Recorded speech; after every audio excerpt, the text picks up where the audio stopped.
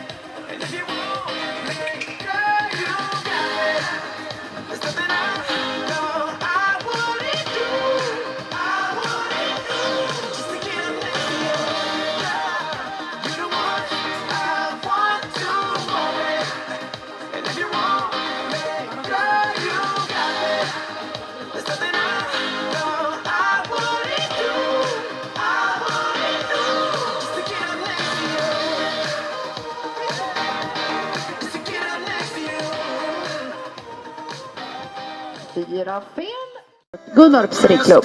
Och därefter kör vi på med avdelning B och släpper in 203 Carillas K. Casa som håller sig beredd. Sara, varsågod och rid. I ledningen med Hjärtstedt 0 + 0 18,0. 2 Matilda Njord på Cayenne 25,56. 0 fel i andra fasen.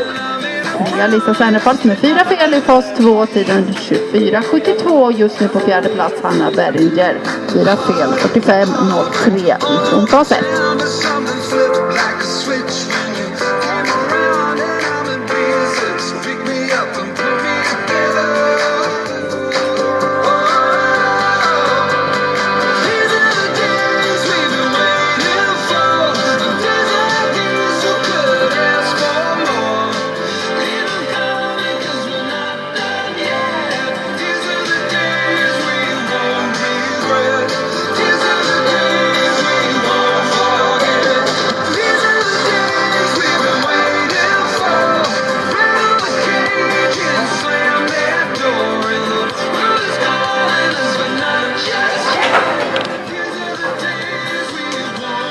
Gick det bra med dig, Sara?